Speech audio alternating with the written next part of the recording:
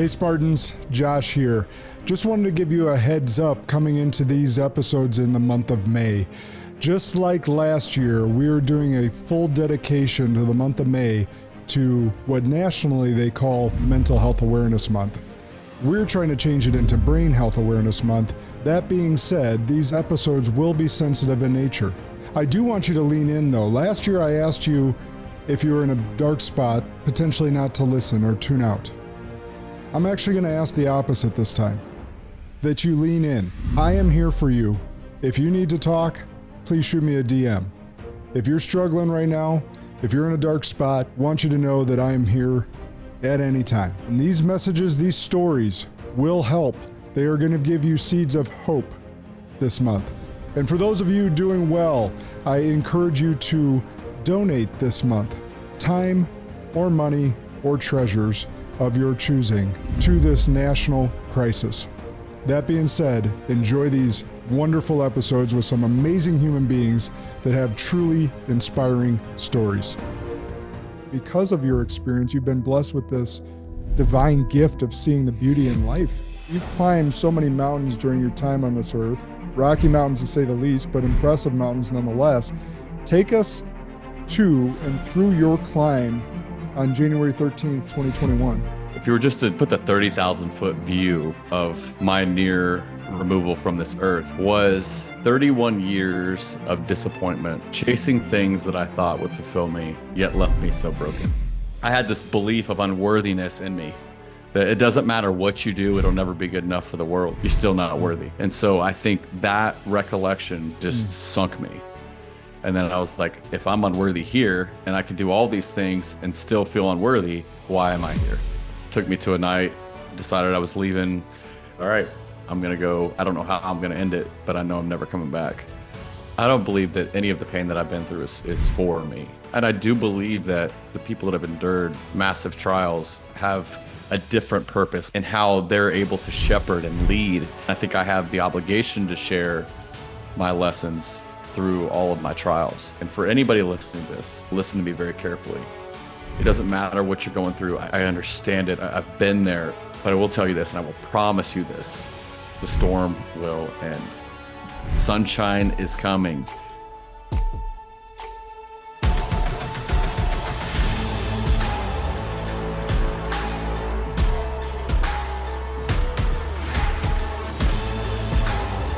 This is Sparta! Welcome back to Spartan Leadership. I'm your host, Josh Kosnick. And if this is your first time tuning in, welcome.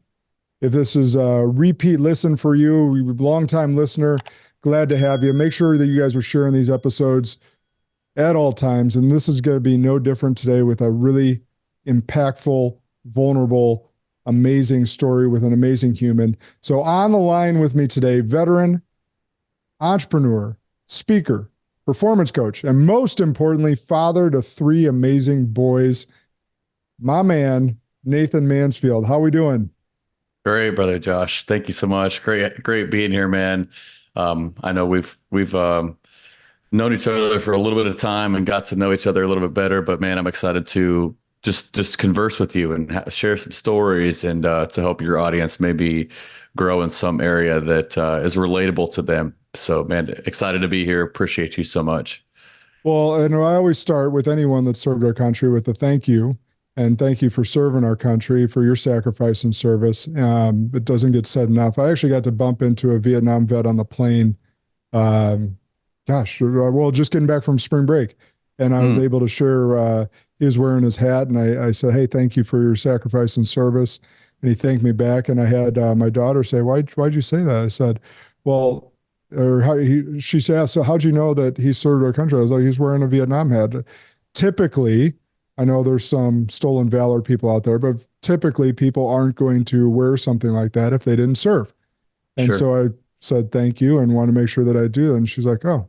And so it was an opportunity for her to observe me thanking as well. So it was something I could teach that day. It was great. But anyhow, so thank you.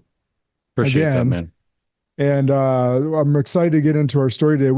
I actually knew of you, and I think you knew of me before we met in Vegas through our friend Matt Bertho, Yep. who has helped us both find our voice and speak.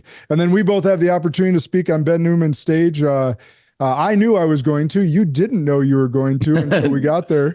Nope. And you had this amazing experience. So we'll get into that in a minute. But man, you've climbed so many mountains during your time on this earth. Rocky mountains to say the least, but impressive mountains nonetheless.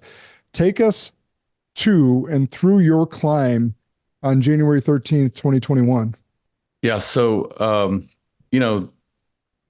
probably one of the most challenging, obviously, times of my life. And there's so much backstory that led me there. And then, so much that's happened since. And so encapsulating all of this is challenging. But what I would like to just say is, man, if you were just to put the 30,000 foot view of my near removal from this earth was 31 years of disappointment, chasing things that I thought would fulfill me, yet left me so broken. As a high achiever, man who's always on a mission to succeed, do more, be more. It's great. It's great to have that drive, that ambition. I would never change it for the world. But what I've recognized in high achievers and high performers is that we often go through these roller coaster rides of expectation, and just being after it. It's like this, always being on this roller coaster of highs and lows. The success is never enough. And when you really search deep in the soul, and what I had to learn after this point in my life was that it was always trying to be fulfilled by the wrong thing. I think you can have success. I think you can achieve things, but if that's what you're looking to validate you, you're always going to be broken. And so my story is exactly that. Since a young boy, trying to make my stepdad notice me, working my ass off at 14 years old. I always tell the story. I remember my parents owned a restaurant in a small town for 20 years. And so I learned to labor young. I was bussing tables at 12 years old. We had a saltwater system softener down in the basement, and it was a restaurant that was feeding hundreds of people daily. So we went through water like crazy. And so my stepdad would bring in pallets of softener salt. And when I was 14, probably $1.20, small kid, and you had to go down these old stairs into a cellar where the softener was. And I remember those bags are probably 60, 70 pounds. And I remember just, wanting his validation. So I would carry these bags at 120. I was 120 pounds, carry them down as fast as I could, hoping he would recognize how fast I did it.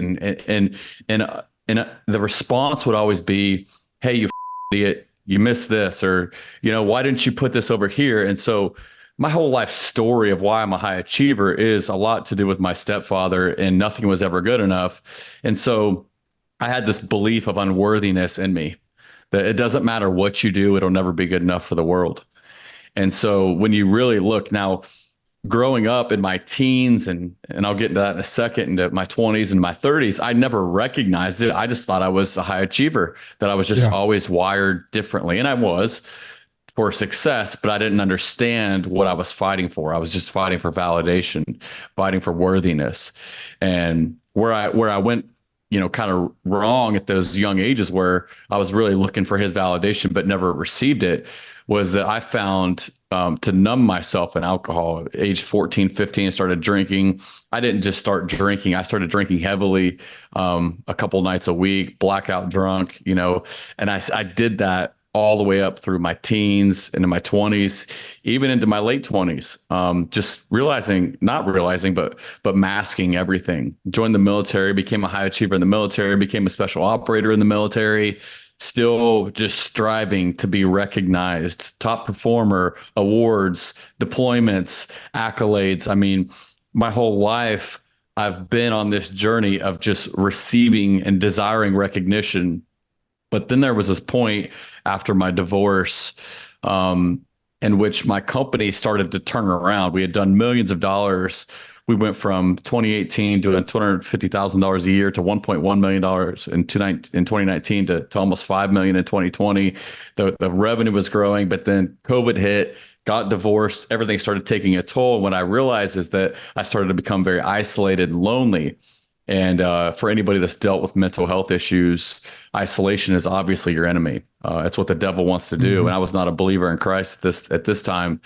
In fact, I ran from religion or from Christ most of my life. But actually, can we pause right there, dude? Yeah. I didn't know that. So you went through the whole military, your whole military career, not believing in Christ.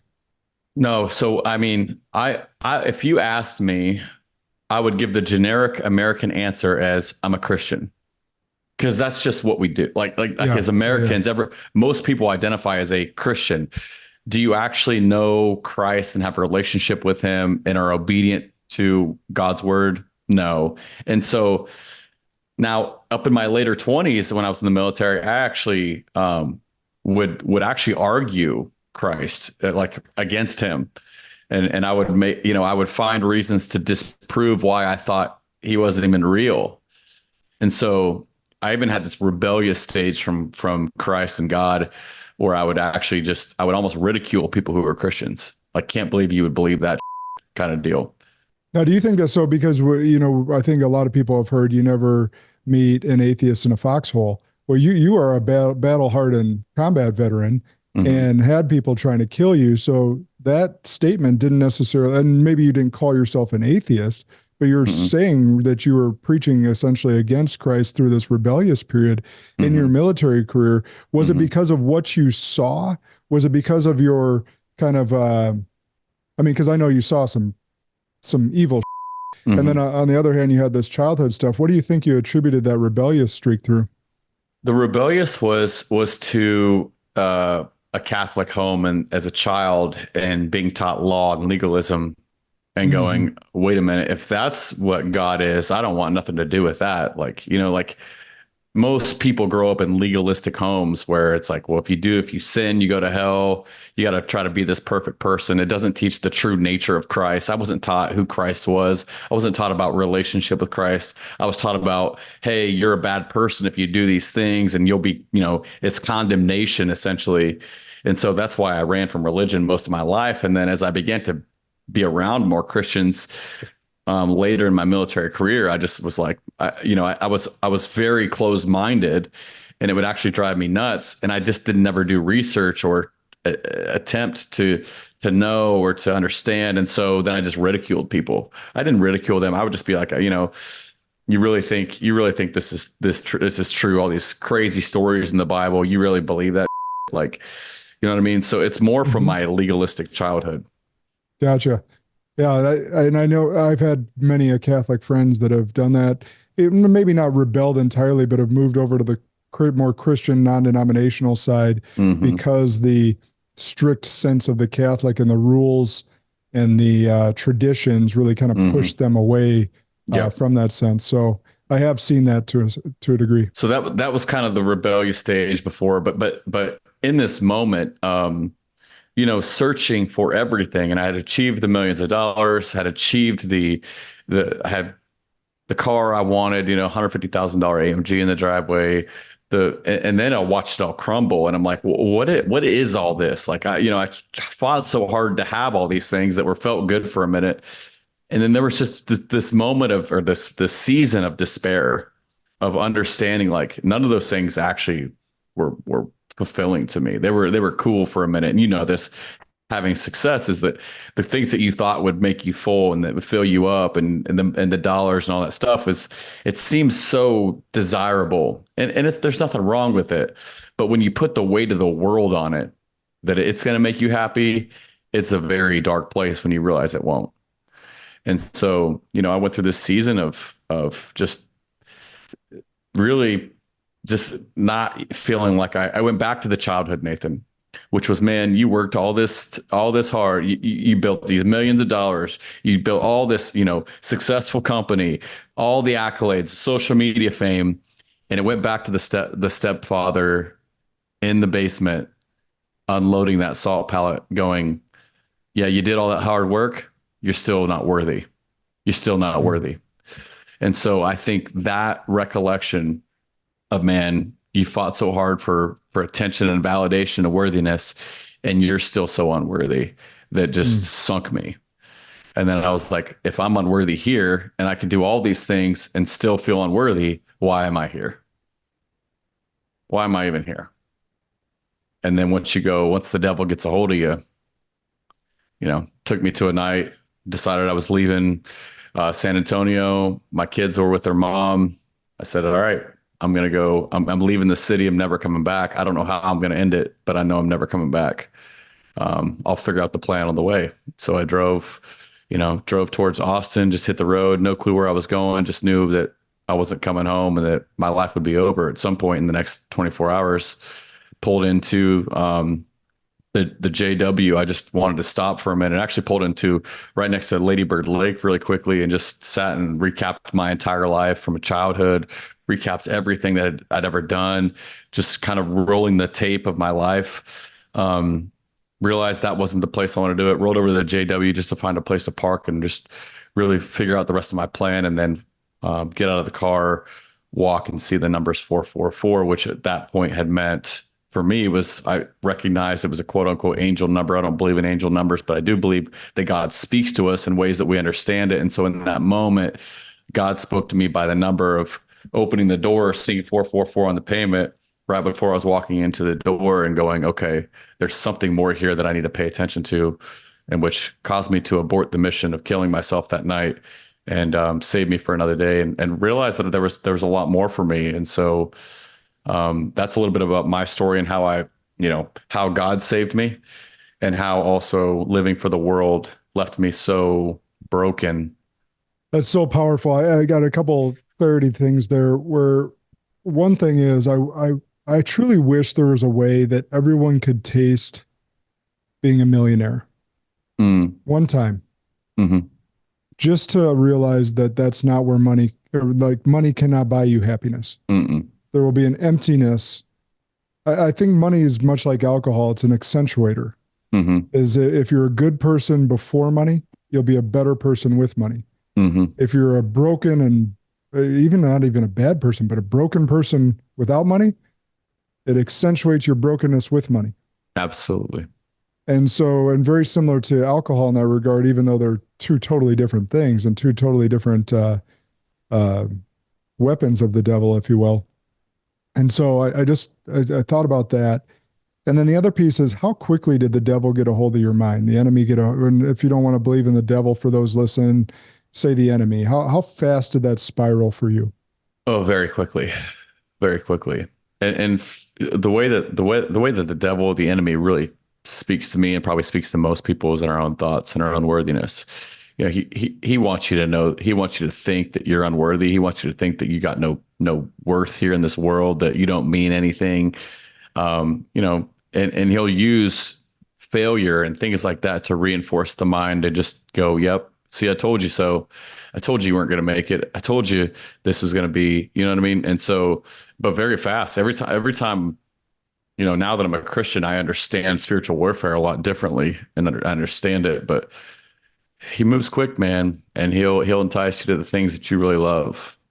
It's absolutely true. And that's why John Gordon, a great author and speaker for those that know, he talks about this a lot. So this is his quote, not mine. But he says, we must learn to talk to ourselves versus listen to ourselves.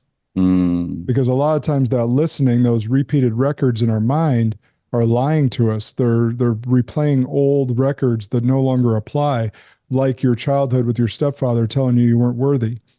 That's an old record that you need to rewrite, because our brains are plastic, the neuroplasticity, they can be changed. Those old ruts get grooved into our minds, and then they don't go away unless we are purposeful in our action and our thought to build new roads, to build new ruts in our brains. Absolutely. So we got to learn to talk to ourselves more than listen to ourselves. That's and then good, lastly, the 444, man, let's talk about Vegas real quick, because this was a really powerful moment. So we're doing and you'll have to fill me in because this was your experience. I was a bystander.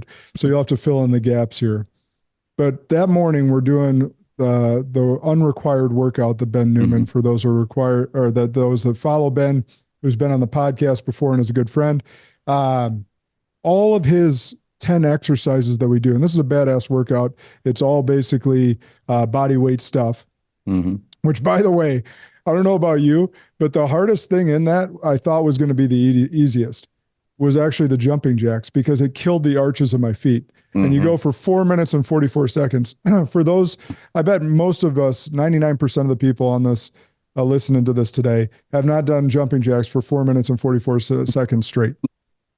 You may have done a minute, maybe 2 minutes, or maybe 100, whatever. But 4 minutes and 44 seconds of jumping jacks doesn't seem like a big deal until you realize that you're on the toes of on your toes the whole time, flexing those arches.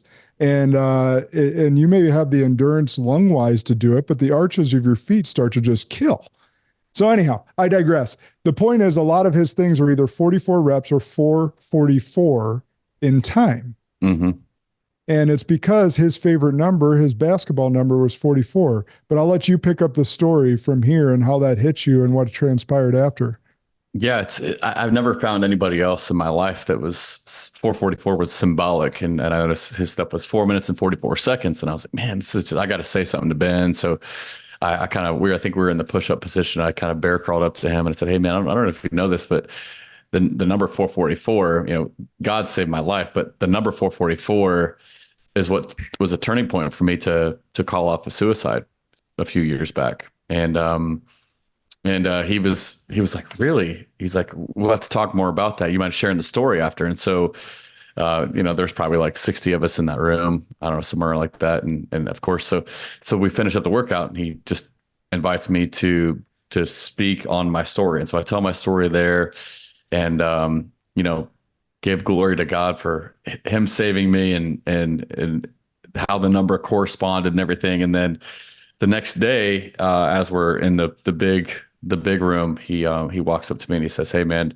how would you feel if I put you on the spot and had you speak today? He's like, I want you to open up. And I was like, man, I'm up for any challenge. And, most people don't know this about me, but public speaking is probably my biggest fear. I've been this way my whole life. Just getting on an Instagram story used to be insanely challenging for me. And so my goal this year is to speak on 10 stages. And so interestingly enough, that was the task at hand. And I said, of course. And so he gave me the stage for about, 10 minutes, and I got to tell my story. And it was interesting. One thing that I want to just give your audience here that was a learning lesson for me is that vulnerability is the key to depth in relationship. It's actually the key to connection. As humans, men are so scared and timid to be vulnerable and talk about their feelings. It's just, it's a societal thing that we've grown up with, that you're a or whatever the name calling was, or the emasculating term was that. And what I'm not saying is I have to give this disclaimer every time, is that men shouldn't just go out pouring all their somber feelings all over. You could be a sloppy Joe of a sandwich if you just are all about your feelings. But it is important for connection and for understanding that men are able to explain and articulate how they feel about things. That's okay, right? It just don't lead your whole life by your feelings. But what I recognized in this, Josh, is that when I got up and just did what I know how to do, and that's just to talk about my story, within the next 24 hours of the event, I had probably over 60 people come to me, especially men that said, hey, you don't know how much that meant to me. I actually have a story just like that. My wife doesn't even know. I had men coming up to me saying that my wife that I've been married to for 20 years doesn't even know that I almost killed myself 10 years ago. And so, whoa, holy crap. Here's some sauce going on here. That vulnerability is actually that vulnerability. Exactly. And it gets people to open up and begin to express their own self. And what men do is we hold these in because of our pride and our a fear of being emasculated or not feeling like we're a man enough. And then we bottle it in, and that creates all kinds of problems in our lives. And so, man, what an unlocking that. And this just showed me so much, reaffirmed me that that vulnerability is a key, man. It is a key to relationships. It's a key to understanding. It's a key to humanity. And it's a huge tool for us to use. Yep. I talk about alpha vulnerability, and you're a perfect example of it. An ultimate alpha, a special operator that served our country, that fought, that saw combat, and served at a really high level, accolades, all the deal, like you already said. And you're here sharing the most vulnerable story you could possibly share to an audience of thousands today. Yeah. That's alpha vulnerability right there. You can be an alpha and be strong and be a protector, and at the same time, show some feelings and show some weakness and show some vulnerability. I had a conversation with, we were talking about my social media strategy with my team the other day, and where we're wanting to go to take, my men's mentorship group Crucible to the next level. And I had a guest in here, and he said, "Hey man, I'm really struggling to figure this thing out with social media." He's like, "If I'm too vulnerable, I get a bunch of, simps and people who are just wanting me to fix all their problems." But he's like, "I don't want to be," he's a former SWAT or police officer. And he's like, "I don't want to be this rigid, for lack of better terms, he's changed a lot, but Andy Priscilla, we're just, this, that, this is what you got to do." Much respect for Andy and the way he mentors and coaches and teaches people. Love that dude. But at the end of the day, I told him this. I was like, "Here's the deal. It's just exactly what you're explaining." I said, you can be strong and protect and provide and be a leader.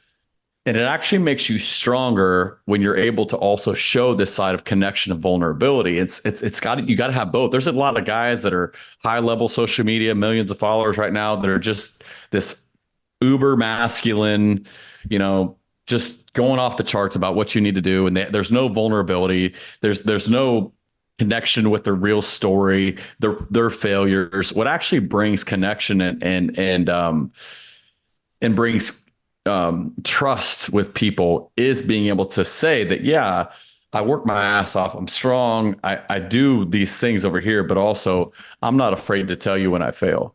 And in fact, I'll be the first to announce it. Right. It's that Christ-like mentality that I love, that actually brings a strong connection with people. Yeah, I agree. And here's a perfect example for your guy. My most liked reacted to engaged post was the first time I told my story of being terminated and how I've overcome that. More than the birth of one of my children's posts. Right? So that's a celebratory post where it's very easy for someone to like or love or comment, congratulations. Conversely, my most vulnerable post I've ever put out there got double the likes, double the comments than a birth of my child, which would be a great example for your guy.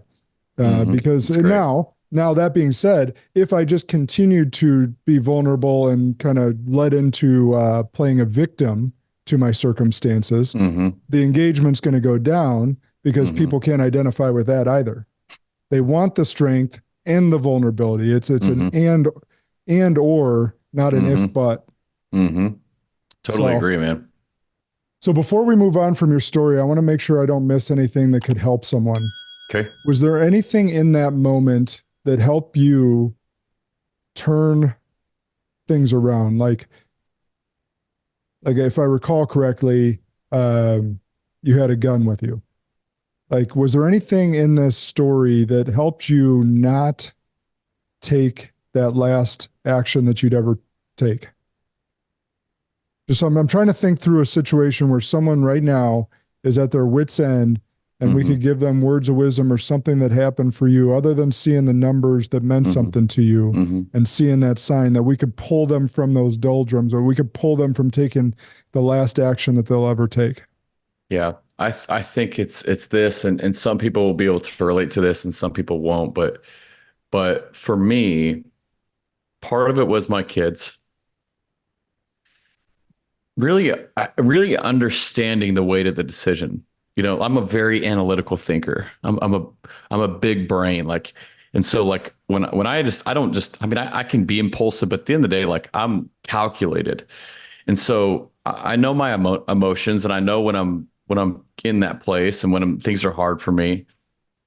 But it's just to stop and to pause. Like, so before I was actually going to kill myself, like I said, I pulled up to the Ladyburg Lake, and it was quiet and I could see the skyline of Austin. I just paused to think. I played the tapes my entire life. I just paused to think, and I had rational thinking for a minute. Okay, Nathan, if you make this decision, what are the consequences, not just for you, but for other people? And what's seek the truth is that people, Nathan, people do love you. People do count on you. And what I found in this moment is, I'm not saying this for everyone, because I know people could go off the wire on this, is for me, it became a very selfish decision. Right. It became a very selfish decision. I know there's controversy around that statement, because people say that when you're on the verge of suicide, it's you're not trying to be selfish. But at the end of the day, like, the way I saw it in my mind is like, this is a very selfish decision. Why?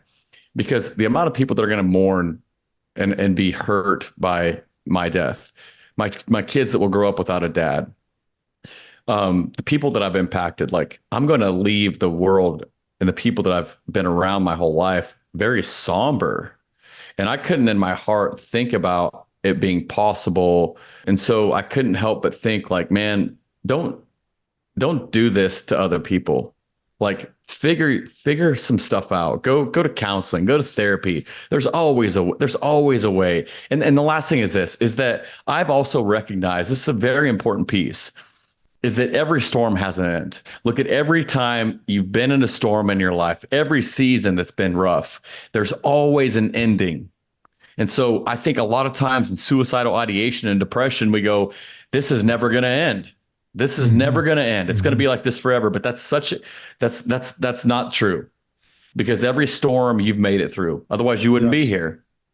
And so the hope for me is this, is that, Josh, that I don't know how long this will go on, but it will have an ending. These feelings, these emotions, this heaviness, this drought, whatever it is. And that God placed me here for a moment, for a reason, and I've got to live that out. But this storm will end. And for anybody listening to this, I need you to listen to me very carefully. It doesn't matter what you're going through. I understand it. I've been there. But I will tell you this, and I will promise you this: the storm will end. Sunshine is coming. And if you can just put your shoes on every day, get dressed, no matter how bad it is, how bad you don't want to get out of bed, just continue to put the shoes on. To be completely frank with you, Josh, I'm going through just some things I'm wrestling with in my life. I've been just enduring extreme depression over the last month to 2 months. And to the point where I'm so uncharacteristically me about, I've had a hard time getting out of bed for the last month, just to be completely real with you. But I've recognized where I've been in the past, suicidal ideation. I recognize patterns, but also I know this, Nathan, if you can just take one step and get your shoes on, get to work, get to the thing, you got to keep moving, because if you stop too long and you isolate, it's a very dangerous place. Such great advice. And I want to double down on something. Sometimes saying that it is a selfish decision is controversial, because that is true. And sometimes it is a selfish decision. I can say, and I was one of those people that approached Nathan and gave him a hug after he told his story. We're both all sweaty, big sweaty bro hug, and told him, that I was so glad that God spared his life and that he's here to tell that story, because my father-in-law is not. And I can tell the audience, and I've told you guys this probably before, but it wasn't a selfish decision by him. He was in so much pain and he didn't see another way out. That he was like in a burning building and the only door was suicide. I know that to be true for him. Other people, I know it was a selfish decision. So I think it can be both. That's why the comment you said is controversial, because it's both ways. What is true is that no matter what, once you make that decision, A, it's permanent. It is. There's no coming back from it. And B, it transfers your pain to those that love you. Because the pain that my mother-in-law from finding him her husband of 30 plus years shot, the Mhm. pain of my wife, the pain of me, the pain of my sister-in-law, the pain of my brother-in-law, we carry that with us daily and miss him daily. So his pain transferred to us. Right. Okay. So those two things are true. A, the decision is permanent, and B, the pain transfers to those that love you dearly. So that's all I would say with that is like, yeah, it might be, the selfish comment might be controversial, but those other two things are 100% true. Yep. Yep. I read something yesterday that said this is that generational trauma will continue until someone decides to feel the pain.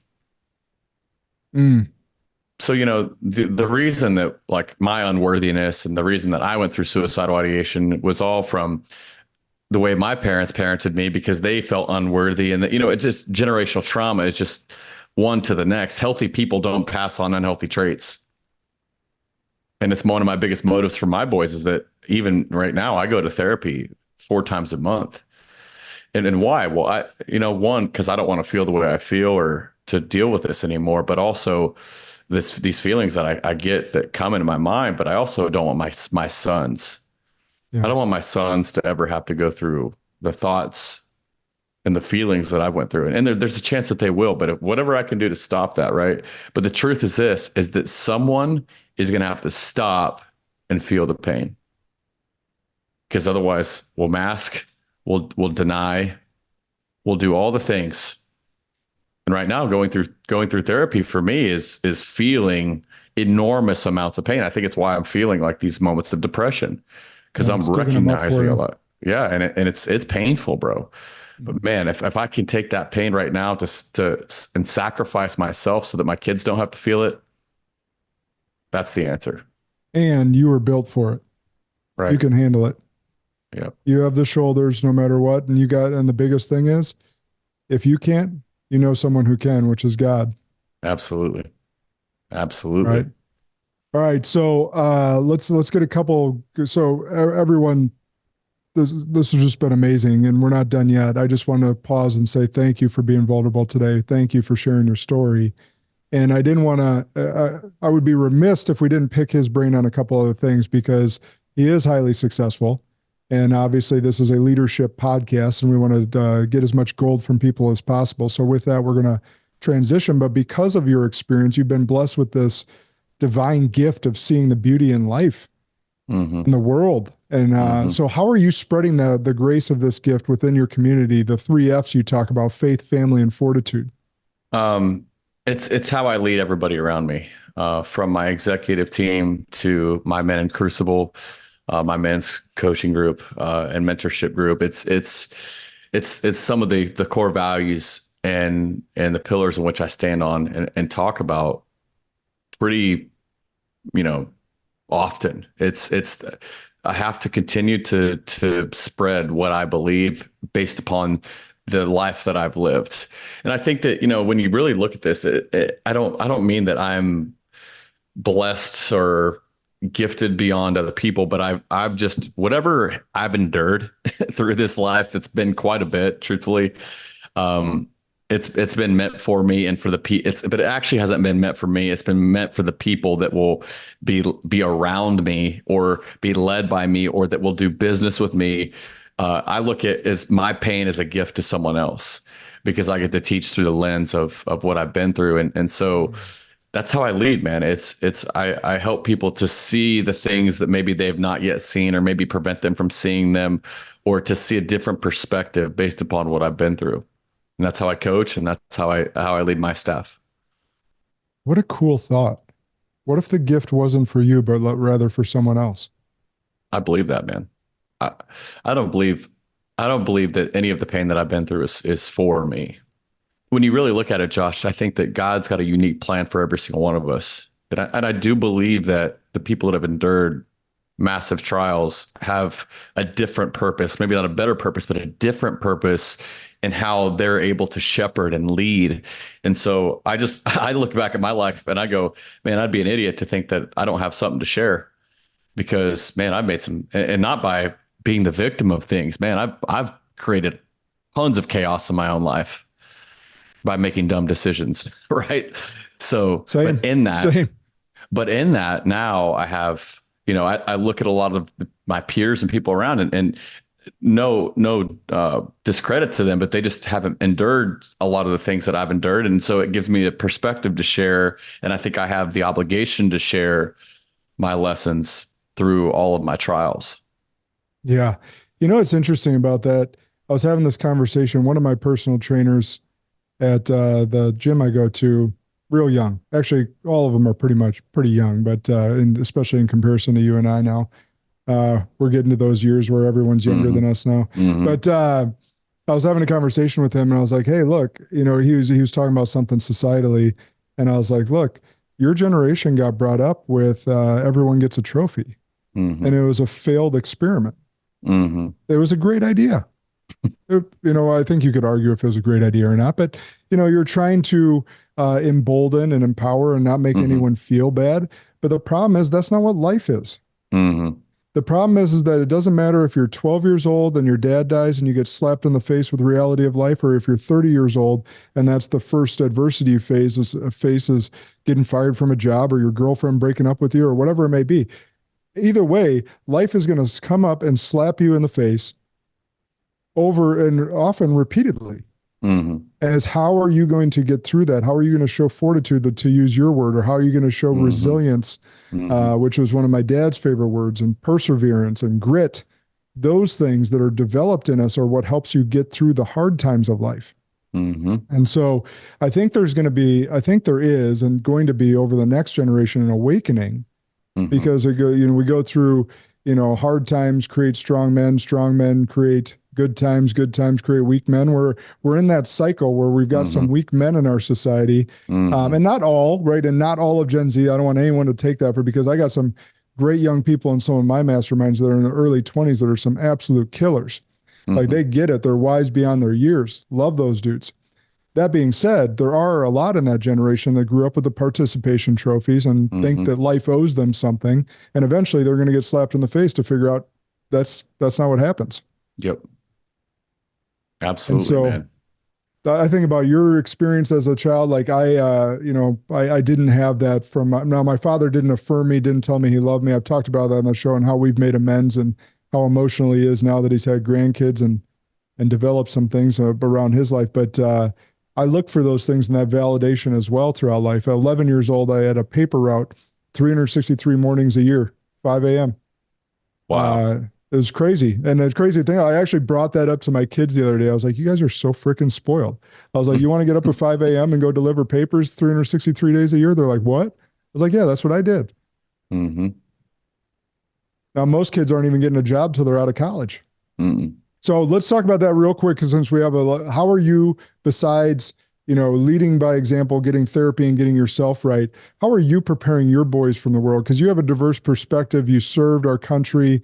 You've been divorced now, like you, man of God. Like, how are you preparing your boys? Maybe talk about for some fathers on here to raise some really strong young men. I'm just very honest with them. I don't sugarcoat. I don't hide things. I don't, I fell into the trap for a few years, I think during some of my more trialing times mentally, of protecting them. But then I realized, just like you're saying, is that protecting them is actually one of the worst things you can do for your kids. And I think as fathers and parents, that we don't want to see our kids hurt. We don't want to see them fail. We don't want to see them, down. Right. And so, but I've realized, that's actually enabling them, and it is painting a false truth about life, is that life will be a kick in the nuts. It will be a slap in the face. And I've endured it, and you've endured it. It just never stops. Even biblically, God never promises that life's going to be just good for you, right? It'll be good for him. And so what I have to remember every day with my kids is just teaching them the truth about life and exposing them to, I don't sit and preach about my feelings, but I'm not afraid for them to see my feelings. I'm not afraid for them to see my heart. Right. And I just want them to grow up knowing exactly that the life that I put in front of them is exactly the life that I live. And I didn't sugarcoat nothing. I didn't hide nothing from them. I didn't protect them from anything. other than what I would naturally protect them from, but allowing them to understand the truth about life. And how does that look? Well, I mean, it's the truth. Like they mess up, they pay for it.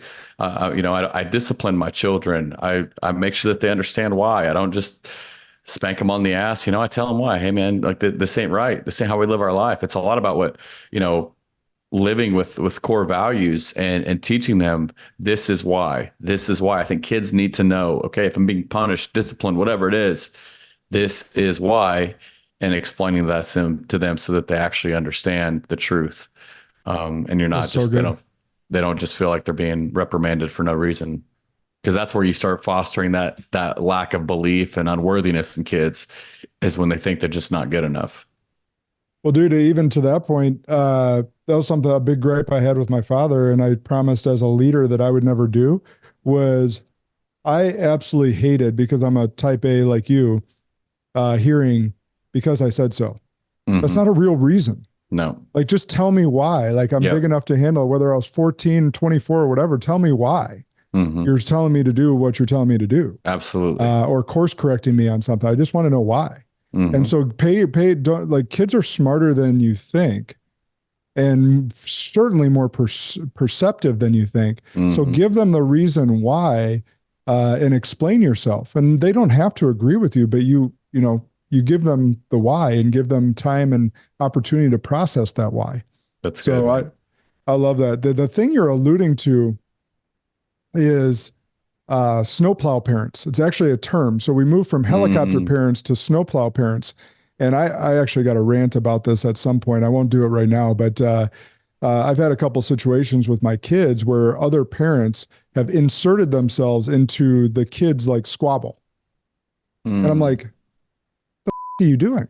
You're trying to protect your kid from another kid. It's not a bullying situation. It's a disagreement. Like, teach your kid how to conversate and communicate, and teach them, hey, that in every interpersonal situation, we both play a part, and that at some level, at certain percentage, you own a part of that, whatever's going wrong. Like, what part of the problem is me? It might be 1%, it might be 99%, but teach your kids that once you insert yourself, you're snowplowing problems away. They don't know how to navigate life.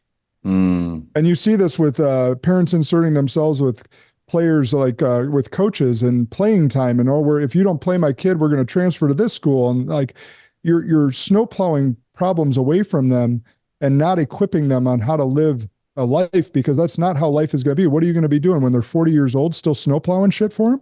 Right. That's good, man. You'll probably be dead. So you won't be able to do that. And then they'll be handicapped for the rest of their life. Yeah, man, that's huge. I even look at like my boys and they're, a lot of times it's just chaotic for me. I'll be like, just leave each other alone or whatever, you know what I mean? And so it's just even recognizing in me, like, how I can lead more in those to help them say, hey man, just tell him what you want, right? Like, just use good communication. When I look at my marriage right now, man, any marital problem my wife and I ever have is all communication. It's not being definite and saying what you actually mean. It's being passive aggressive or doing what your parents taught you. It's just like, life's so much easier when you can just communicate and say, hey, this is what I need, and this is how it means to me, right? And so teaching your kids that, like, man, that's huge. Dude, I figured out a hack last night, I think. So I screwed up my calendar, and I had this epiphany a few days ago, and I had been dreading telling my wife because it impacted her. And so last night I were laying in bed and I said, I screwed up, and then said what I screwed up. And I thought, this dance competition was this next weekend. It's the following one when I'm supposed to be in St. Louis at Ben's thing, and it's going to leave her hanging. And the reason I've been struggling telling you this, because I didn't want it to cause an argument. And it was a smooth conversation where we were able to problem solve, because I started with, I screwed up. Huge. Right? So like, how often could we avoid an argument, stress, or even me putting this off for a few days if I had just said the day that I figured out that I screwed up, that I screwed up. And then I wouldn't have had that on my heart or conscience for a few days, figuring out how I'm going to talk to her about it and just going from there. Humility is the antithesis of pride, and pride is what prevents us from owning, because we think that if we own up, we fear how they're going to think about us. What are they going to say? It's going to be an argument. I don't want the conflict. But that's, man, what a lesson that is for everybody. It's just, what if you just led with that, like complete ownership? And I am sorry. And I'm sorry. Yeah, man, I screwed up.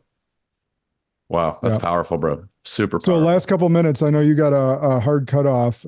First, again, want to thank you for sharing your vulnerable story with the audience. I mean, I know it's going to impact some people, and if we can save one life, right, man, this was worth the conversation. Absolutely. And so instead, I always ask the question of, at the end, what's an unpopular belief that you hold to be true? And I'm going to change that this month to what's a commonly held misconception about suicide that you wish could be permanently dispelled? One is that, two that kind of go hand in hand. One is that successful people of influence, always got it together, and they're not the one. I think there's a misconception that you look at guys like me and you, and people go, he's the last guy I would expect. But the truth is we're the ones that have people check on us the least. The guys at the top typically have people check on them the least, because it just always seems like we got our shit together. Yeah. Right. So it's the one is for people that are observing. Just because someone looks good and looks like they got it together, and that because they're the leader, for the people that maybe are in organizations or in families where there's someone above you, is always check on the guy on top, because there's a good chance that doesn't have the vulnerability or the courage, because he doesn't want to affect the organization or the family or something. And so always check in on your leader. That's a big one for me.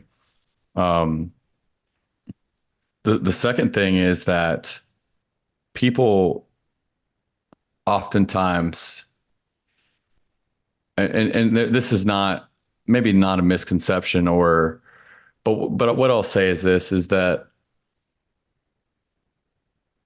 most people don't talk a lot about it. People that, I mean, my ex-wife threatened to just kill herself like 30 times towards the end of our marriage. I mean, it was just like, anytime we got a disagreement, it was like, well, I'll see you later. Or I probably won't ever see you again. And then I go chase her down. And, there's a lot of just people that actually want to end their life don't talk about it. But there are signs, watch how fatigued people look. Like, I mean, just pay attention to people, man. And that's a big piece. Ask people, like, what it is, Josh? Here's the thing I love to do. And you may or may not have heard this, but this is important, man. If you really want to check in on people and care about people, ask people how they're doing. When they say great, because that's what everybody says, ask the secondary follow-up question. Say, how are you really doing? I was just going to say that. I knew the words that would come out of your mouth. How you doing, really? I text all my clients in my group, my men's mastermind, every single day. And many times I'll ask them how they're doing at the end of it. And then they'll give me a generic answer. And typically when I say, how are you really doing? I'll get a list. And it shows people to say, hey man, I actually really do care. And beyond your surface level answer of great, tell me what's really going on, even if there was no red flags or signs. And it just offers an invitation for someone to go, man, here's all my right? And sometimes most people just need someone to listen, man. Most people just need someone to listen. They don't need you to solve their problems. They need an ear. When people are going through hard times, they just need someone to listen. And that makes a huge difference in how someone feels in that moment. Agreed. I will double stamp those. So where can people follow you? Instagram is my primary social media. It's where I spend most of my time, put most of my posts at Nathan Mansfield. You can find me on social media. You can shoot me DMs. I'm actually in there in my DMs. So if you shoot me a message, I'll respond to you. So love to communicate with people there. Follow him. You heard the man, and he puts up great content, and he's truly leading through alpha vulnerability. So I know if you appreciate following me, you will definitely appreciate following Nathan as well. Thank you again. Spartans, you know what to do. Share this episode far and wide. Our goal today is to impact someone that we could actually save their life, to prevent them from making the permanent decision of ending their life. Remember that good and great are the enemies of possible. Lead like a Spartan today.